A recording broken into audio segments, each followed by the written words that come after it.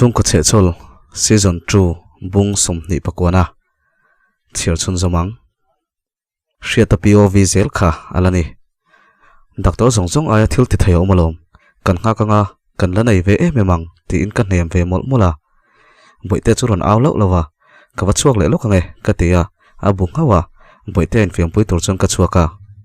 dari le chan ve vel chuan kanu le pan ron thlenga pamona chona ron lu puya boite an muchia chu an riteng tunga boite chuna pu wheelchair chuan chu dil le ngala apu chon pobin api chuna lo nora nurini churon lutin boite chu pomatuma adu lo le eva han sual tak kom to lo vi wangche ati deuh nung nunga nurini chuan eirong bol chopte kan ngai don sia kan chowange atia anu pa chun an chuaka kanu chuan keini po ina kanom chung point ho vele eirong bol chop rang kan ngai tholo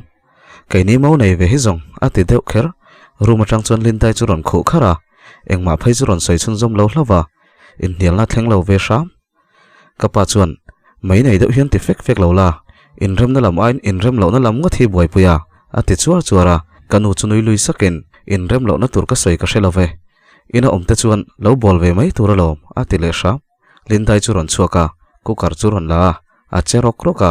plate chu thauri bol bola kanu chun peilo chung chuan ti lo mai ro awati lindai chuan nang point peilo chung thoina lo miti ti in alu chu vela kanu chuan iwa han zak lo tak indang teu inom hian kanin ngai lo atia amak e mai kanu du tok te katia lindai chuan indan te chu ka du na rei to kha in fa pa khana du lo ni kha in bula hin nuam ka tin ring bik reng emani atia kanu chuan nuam ti lo le chuak dei la ni mai lo atia boite chu boi pui chun zoma kapa chuan atok tuma tong to su lindai ron mo na po rei to in mil tum reng lo mai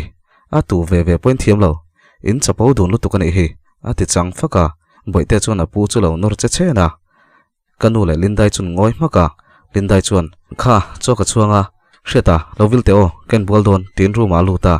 in bol tur chuna ron chuaka kanu chuan rum to kin lo mela kapa chuan nui om dan hi ngai to te atlom zo ka tran tumla kan pathian thu point ati chia pathian thu ti ngai lo lindai laka hian pathian thu in na thok lawange ati maka kaning lu tuk chuan kanu chu ka ena nangmani lom ni duwa ti huam kha hei kumaliam them le to lindai ril ru hana te hi vela fa kan nei theilo wangin aril ru ha ve emema ka ti rol chuan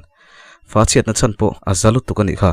pasal nei lai ni ti po shelovin lir thaya khal kwal renga anu le pa in la so an chaukai mo ti niang akal renga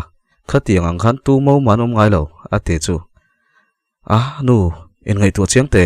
kan trong kam hian min vole thinania fanu nei ve thoi ni kha katia ruma chon kalu sana bai chon min ron kol sheta boite kha ilo han da mai don em ni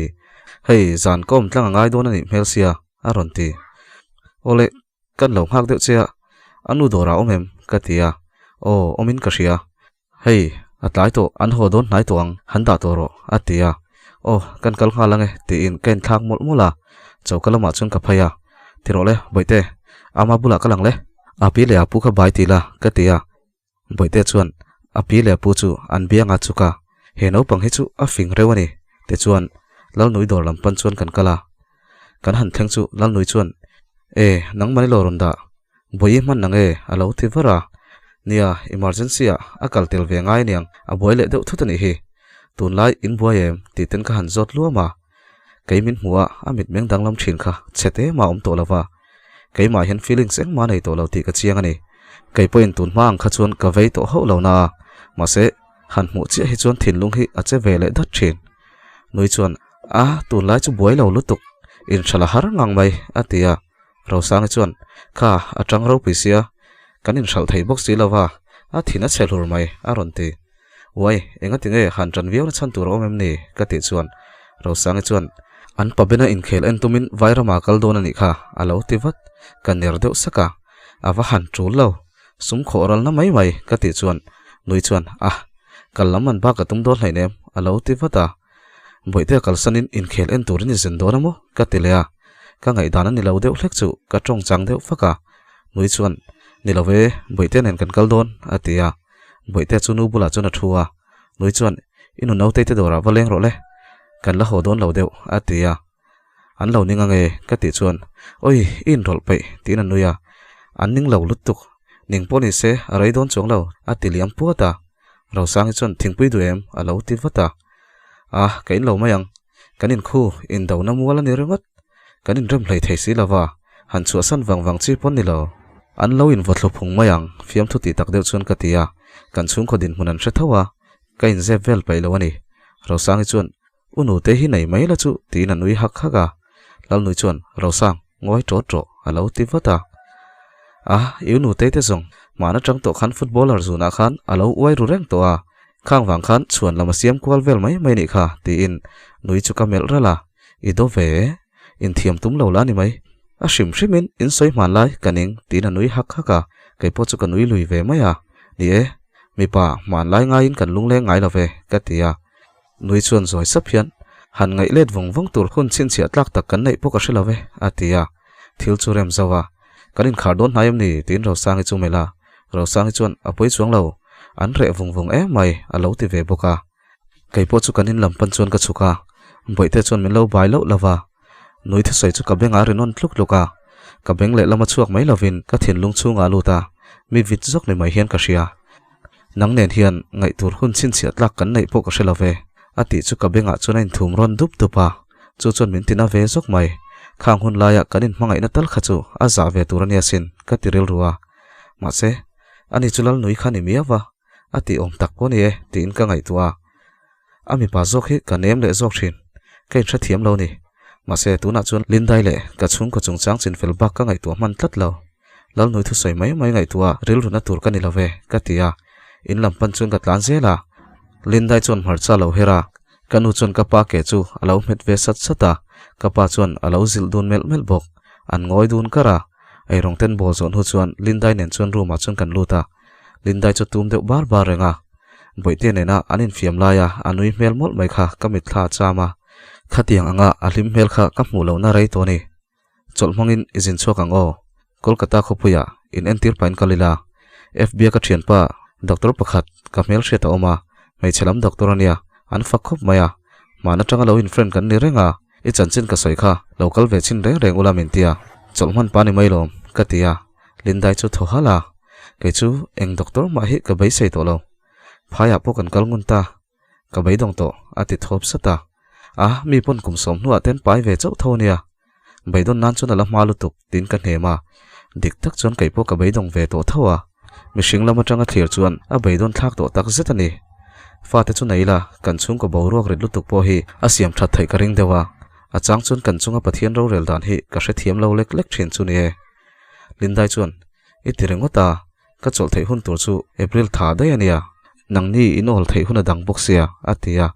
ka sai fel vek to kaipo april tha chol ka dilalom ka ti chuan anui saka nia beiti don nan shim po kan kal le don nia ati veta zana nia muthil ka har sat leya pon bathara chun ka wathu chuaka rcp un mai chu ka thira ngoi reng chuan suang to na khowela chuan ka chenga kanun in her danglam na sajia ta chu ka ngai tuwa phone chu ka en kwala doroi chu lo lamenga ka han kol ngota kumin kum to pa kan chuak to don ania ronjin ngai yang cheu fawang boruak karong kalula kan riak chok don nia kanu le pa po ka shil vek to atia kai chuan ron kal chu chakom ka ku wa huan te kha enge ni an ni ka tia a tha ni mai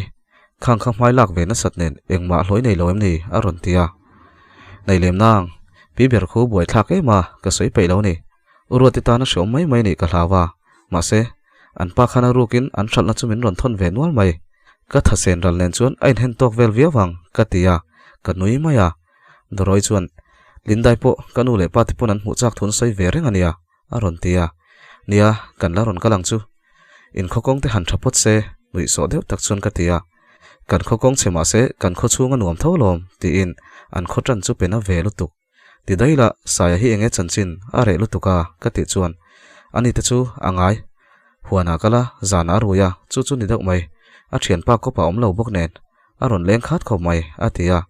thil sang soi chuan kanin berei hleya zantet lai ta ka wang chuan kanin biak na chu du tokin mutzai kan rel ve ta zingkar ania lindai chu ma taka chuan a tho ve a avache ve sat sata boi chu tho chuak vein engma soilo chuan identify zui mol mola raivak lawa chuan kanu chu ron tho chuakin a hmaya phia lindai nen chuan thingpui chu kan lo ina ke chu chanchin bu chiarin sitting room a ka thua kanu chuan khoimo thingpui min lo siamte atia lindai chu thazai chuan a bia lindai chuan no hni chi kaluma in la ron tho chuak silawa ati chu kanu chuan thil hi mani pual te te hian in tia ati le ngal tun haya kanu thulak du dan hi chu ti in kanu chu ka en hoa lindai chuan ka chunga hian lom na turi shemi alo tero thatpo tum veila ka tlin lo na zo ke ria in i muzela hetiang chuan tu mai mau thei bik lawang ti in a angal kanu chuan iwa hanjak lo tak ka tho ma chuan flasa thingpui ka da khata in ron in mai ni lom ni enga nge nang mani in tur chu chuin luma atia ading hluaya oh awan hau tak chung ko in ti boinan chuan kha ka thingpui hin ro kanu chuan mi hi nial pong pong zel mai mani thil le mani ti shele lutuk mai atile shama nu atok katia lindai chuan chu tiang mi chui ni lo bi kem ni diktak chuan imi soidan zong zong hi ka sheve kania mi hian min shil le vek zel hriata wang chau hian ka do mai mai chea atia kanu chuan mi kianga nge ka soya atia ading hluaya lindai chu pan phei ngal lindai chu lo ding vein ka soi kher ngai lo ni soite chu siang chu boi ne na min soina zong zong poi ka shevek ati chuan boi chu bathroom atang chuan identify zo chu ron phaya engwangin nge min soitel vea i chanchin hi tu hne na ma ka soi peilo ka beng pok beng che fanu duat sual te min lo ti khai siem in office amin min shil levek aron ti nanga po chu katia o kamin kha soilan khera ngai lo ngoi mai mai tum po hian in nu hi tong thailu tu ka lo tin room lam chu pana lindai chuan ingam chuan min ron beng popla ati zui sha ma boi chuan ka beng ang chemo ka ngam khop mai tina pana lindai chuan local ro tina ron pan ve bok inom khat hanom teu katia kadinga ka en ringot boi chuan ka beng ang chemo atia aku chu hu minatin ran to a lindai chuan ingam phot chuan min beng ro ati ve boka boi chuan ka ngam khop mai ti pai na vak lo chuan a bianga benga lindai chuan a beng let pop ehe min beng let ngamelo tina beng let ve ngal anin kek bor pura kanu chuan du tok ro tina va pota lindai chuan nang po khalo tong su kan boina hi cho chu ave kani hi ka sum manga in enkol ati chu kanu chuan i sum manga in enkol kan nimo atia lindai chu va kek vele lindai chuan lo ti letin tunge he in chunga hian hlo nem bera chung ko tan poisa chung lut nem ber ti pa chuan anin nam deuh dor dora ka zak boxi ka thinarim boxi ka va pot thena kanu chuan min za na pakhat ma hi nei lo mai ti na mela lindai chuan kanu chu kok sala za turin omla ka za mayang che ati chu linda atok i zak lo ma ma o tin ka vina zak lo ve zak thei lo nu fa bula chuan za ve rang tulin ka shelo atia ngoi ro ka tiram deuh maka kanu te lam chun ngoi towa lindai chuan ka ngoi lawang engkim khan bultan masakani kha atilea kanu ko pa chuan karon nuwa in kho sak chang kan theina ka pa in en kol na sen so sang tak tak pek tur in nei thei chan hi keima kani hi atile kher chu i zak lo ma ma tina bianga chun ka beng popa min ron mela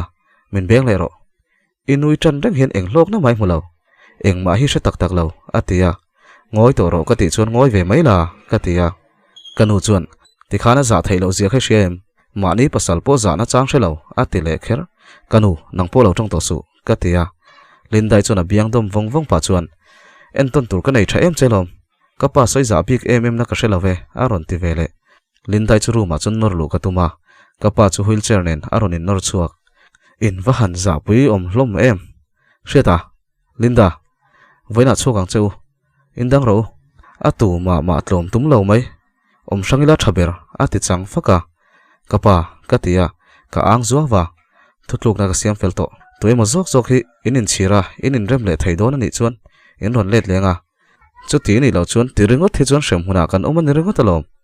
shem mun hi hai a hian a shom bik chuan po ka ring love ati chuar chuara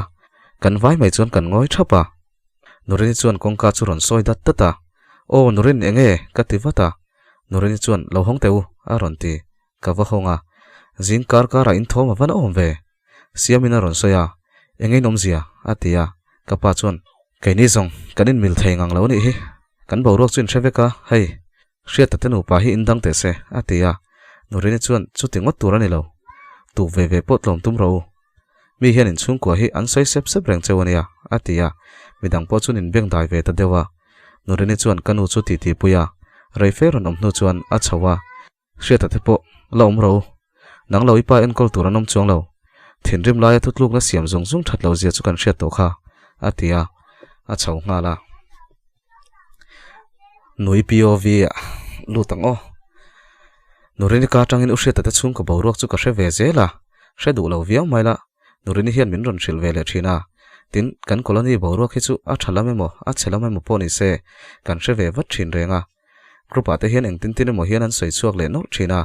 tin anin zil mai thin boka tun hai chu an venga ushe ta chung ko chun soina sa viau ani oma chung vel chu nu siam te le nurini chuan soin an lo zil mol mola kai chuan ka chiar top ringot zingkara ro chang chu a thian paina ron lama scooty ka chan don tho wangin boite chu kai man skula chuan ka da mayang ka tia keima thla hi chak ve thin sia kain siam mol mola boite chu pi na lo siam ve boka anin siam zon hu chuan anu chu bathroom alut le to ereng mai ka tia anu chuan ek nei ve loi mo hi ka ti thin che ala ron ti sha anu po hi in nial hi ngaya nei chho to ni umami ne na kanin nial min thel tu ber thin khania umami omlo ta ka chuan ama hi kai nial pui tur nei chuna ni to mai sia kanin nial reng mai ni chabi le helmet omna chu ka hre mai lawa ro sang chu ka zota chabi chu ruma khai thu le helmet chu sit noya da thu soya phone chun kanin be pa renga ro sang chuan phai khokron thleng thar kan da na hriat lo thu ron soya a omna vel shil mul mul chung chuan ka kala ka tlan chuaka hui ham ro sang i po hi mo tun ha hi a hai hot lu tuka ama ne na kan da dun vekani sia ka tia karil ru chon ka ang phai mol mola kon ka thleng chu RC hian lalnu i vat lai ve a ron ti muang chang chon ka tlana ka ding vel pai lo ni nia tlaya ngai ni hi hei boite hi ka thangal dona ka ti chu khonge boite chu a ron ti mo ka tia ka hoile chu oi ro sangi wang vekani ka kal dona ruaya min ron be buai seka ka tia kanui or ora tlang ro kaiman ka ron shoi mayang ka kal don chelom atia ngoi ro ka zuklet le zokang ama nangman min tharo atirenga kan thlange ka tia nui deuh hak hak chung chon boite la tur chon ka leta RC churon awin ka thei ngil khamin haw waka anu zok poni thei ngilania Abraham lal hoisan hi chu han khongai thak tak aron ti I chelutuk tin lai ka chu khuma in ka zuklu chia chu anu chu lo anghal bor bor eng hinge moi ngai tu thin ni mani fa te han thei ngil alo ti o kaldona ro sangin min ron be boilu tuka chungvel wang mai chu lom ka buai ve mani a shrim shrimin ka ron let le vathi ka tia a shrim shrimin lo anghal su ka ron let le vathi ka tia ka nui lui hak haka anu chon nui dei duai su boite poiti shil hailom atia tirole boite ka lang le ka tia ama chon ka din tira ti hi chon ka thai hil to mi alawang ka tia ka nui suka anu chon han phim khurang che in ngai tu om nu fa sia ala ron ti zui lom loma nui chung chon ka bai bai lo lawa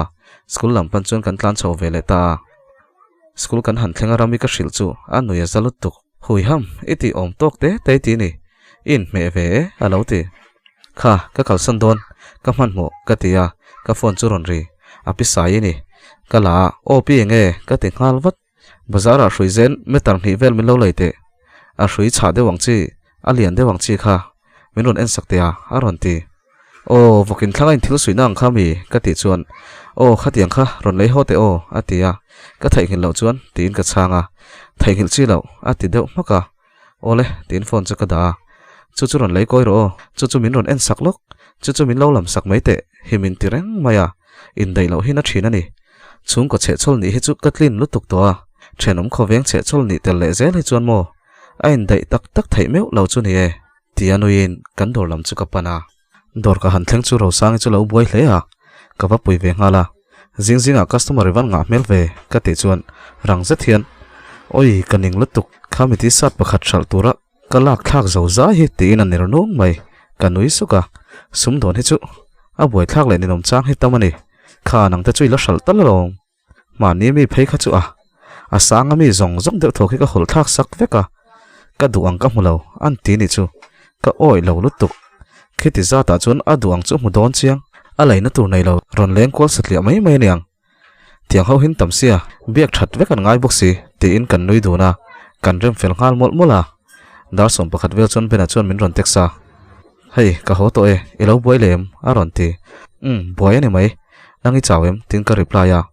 bena chon e message ka muwa ka chawna zong zong a re vek aron ti I over ni chu engtine kha final in khel hun tur kha ka tia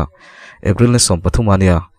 lo in ring lok la ni mai kanu te haunen hotel line thlenganga kalau boy pui vekang atia e boy lai ni lo chon kalau call tenga in thlasung deuh chuna ron ti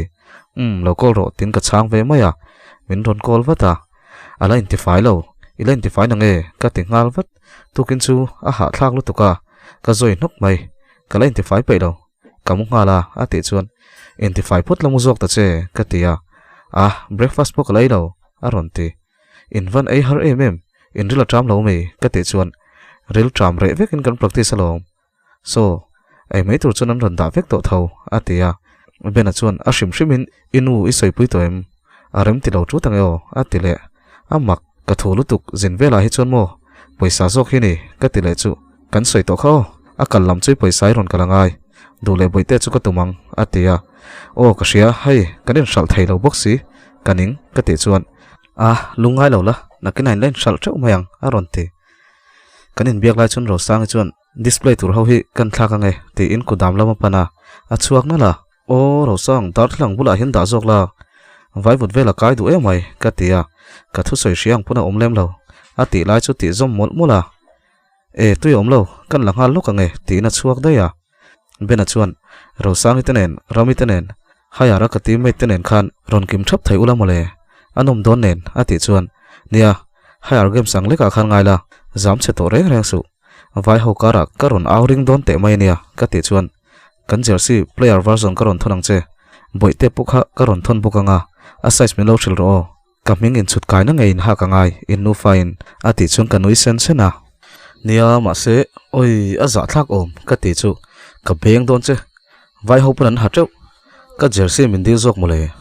mizoram ai khan heta ale tin kalar jok ti shero ti in anui suka in ti thei vela kanron kalna tha don si in champion lo vai tin kanuya bena chuan in nu fine lo kal chuan kan champion ang atia chutia kanin biak lai chuan customer an ron kala hei kada ka boy lok ro sang tui khai na kal de sia ti in phone chu da ka tuma boy ve thei sia aron ti boy the angai lom le nang point file la breakfast su ai la mu ha dam ro ka ol de wa ka ron biang che tin phone chu ka da tleirol pathum hian kan thom no zor ho chun ron ena an ti pa mol mola kai chuan in du khalo en mai ro wo aron thleng thar be kani kha ka te chuan ole tin min ngai sak zui lo tak chuan an ti lai chu an chun zom mol mola pakhat chuan mizo footballer a chuan elzeta thaber a melpo thaber an ka sia a khovel pum ang zong chuan neymar atia an ti chu ka ngai thazela pakhat chuan oi elzeta te chu thalawe bena hi tha ka te fe a pian hi tok si ka du te mai nia aji apo kanin beto ati chu kameng phok deuh ngal thra pakhat chuan ani mo taktakami ati ngal vat pakhat la chuan ni chiang e aji a comment sona min ron reply a mizo footballer a engai san mention ro tvelengkhel.com in an ron ti khan comment sona khata tang khan kanin bialom atia bena chu ka peng don ka tirel ruwa kain se ruwa ani ho chuan anin text na te chun chiara wow van nei thei bik sia tin an nui deuh hak haka anin text na vel chu ka chiar ve chin chak top mi pa tu po mai hi an lo ler ve kani don hi ka tirel ruwa thilpo chu leilo chun an chuaka ro sang chu tuine na ron leta phone kan mang le lok lo chuk to so ka tia bena chu ka call ngala phone chu ron changin min varon call le ma si ve identify don chesin noi deuh var chuna lo tia ka duwa ka ron call ma ni mai ka ti deuh maka enge mut swing na sa thei e period to mi atia period mai lo ka ti le muk bena chun enge tinuam lo lom aron ti tu moi lo text trina ka ti chu a hriat thiam lo melo tuk enge soyom zia ka van shelo aron ti le isia ni chin khan tlei rol pathuman lo kala inin biak thin thun sei lo mole ka ti chuan biak thin te chu nei ve min ron betu te chu ka lo biak that ve mai lovin ka fence zinga mi ang ten anin soya lo biak chiat ngota nuam hlei ne min thik nge min ring hlel nui hak chuna tia mi pa hi chu in lo ler ve kani hi ka tia phone chu ka da maka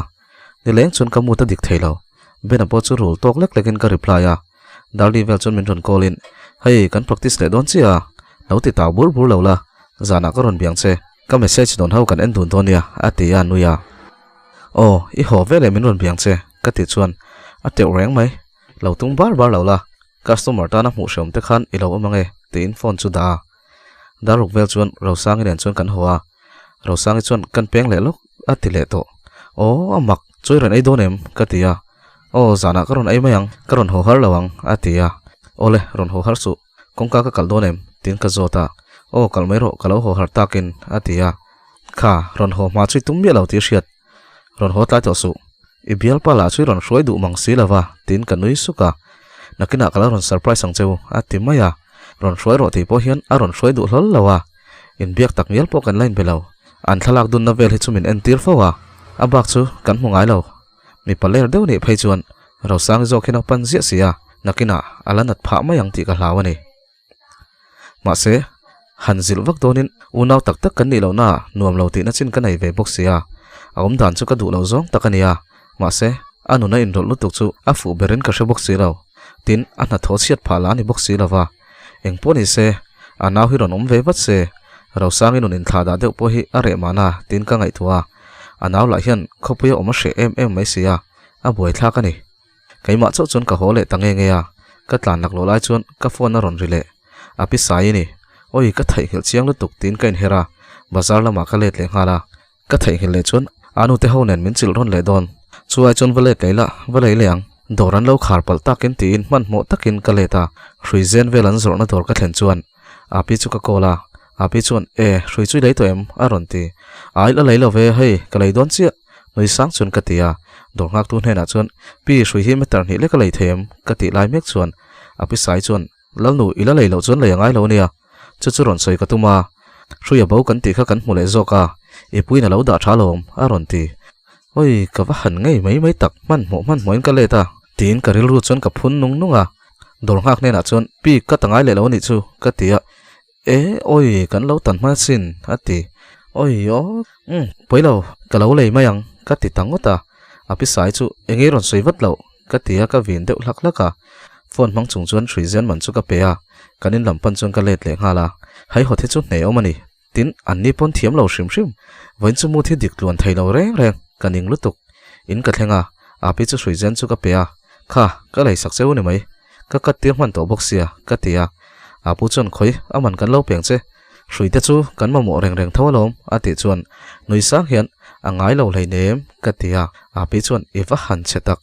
min tlomang aron ti ininom zain ka tlomang cheu ka kal ha zia te hi hriaula chu o ka ti nuwa poisa min pek nu chuan kan in lama chuan ka tlan chawa scooty ka park fela in kalu che chu boite chuan ama ti le ka hnunga min ron zuan chu ruala anna la ruat lu ka kong itina chau nen I rit ro puisi chukte ka ti ngal hlak hlaka ani la chu chuk du lo khoi mo ka ha ka ti chu ka tia anu chun I thin hi chu van cheve takem khoi mo boite inu ve kha atia boite chuan ama ice cream atile to oi ka thai hil dai ka boi lu tuka api dor kai te na zuk la mai ro ka tia boite chuan broiler ri omang aswal si aron ti chuak lol boite engting nge broiler ri hriata ka ti chuan apa arsian min shila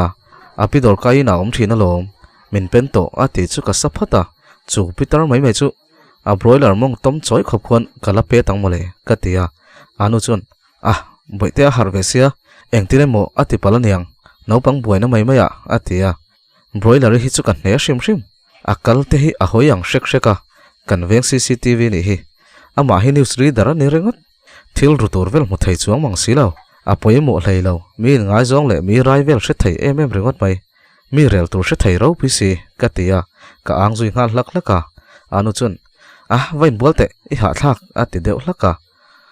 boite broiler om to lawang atlai to lom zukal ro nakina amana lo pedon tila ka tia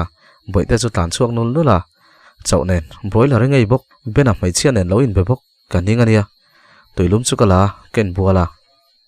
zandar ko vel chuan kaman le chia bena ne na kanin call chia chu question and answer hun hi an rengot a chan dik lo chuna refok ani mai tungei text ka tingal tuma ka text lo atia anuya I text aniang an soilom le ka tia text chu text ve ka fence ten om velom khoi mo boireng ai chon ka asia hen lute engma ka delete lo atia ma se tuma block song che kaini ang tan chon mol pho hi ol sia reply tura min du dan choin ka reply tong tin anuya khoi password le mail tin ka zota ka check saka oi mai che haulo over to je hi tuma kha be thareng reng su ka tiringot ole ma se fence anin ti ve thin miau se han chan lo ngot kha chapau te min ti lenga ati chuan football chungchang bak soi pui su ka tia ole I thu ve kalom tin anuya eng poni se inron kal hun tur te chu ti chiang vetang che tiket chu asi thalai ka ho sakngal to chenia boite nen amalama umula ka duwa atia o khang kha chu idu dan dan in ti mairo ka tia chutia ngai thatlo na turom tak lawa chun pa ngai tak chon kanin bele ta huna kal ve zela naktuk maya mizoram chu kan chu san to don benanu ten nen chun kan kal ho don ani kar to pa hian final chun khel to dona ka phur sia ka hu phur box si thlona la ka voi kha chuna turania ka zam lok lu tuk ringot eng poni se benanen kanin mudona mirama bidang kher mi lawin kanin dei thayanga helai ngo tai chuna nuam ve dewang chu han champion lo phaise chuan aro pui ngotang tin ka ngai tua kaum dan chu ka hel hol ni berin ka sia ole khati zong kha ani e ai thatu zong zong te chunga kaloma min lo comment saka min lo like a in pai chom lo share sak turin ka som chewa chuan linda hi dik tak chun akhongai thak ve to reu ka tia ma se in la khot lang bok sia an phubalak na khain la du tok lo hom rok pe se ti khan e to na lindai ti du da tu te hi chu nang mani ni kai ma kani to lo in thiam lo ve kani ke chu ka thom to lo nangma ni zia mai kani e ke chu ziaktu pu kani to lo in zia kani kan tele du thina ni ole fo in hi kimi birthday ania ka channel lo ngai thatu jingami WhatsApp lama hianin group kan siam kan ti to kha chunga chuanin kan huwa kan rive nak renga hriata le linda in rel na sathin khop bai indu chuan lo join beula chuan hei birthday ang te po channela kanin wish sak thina nga avai khatnan kim hi kan han mangani happy birthday chururu dear kim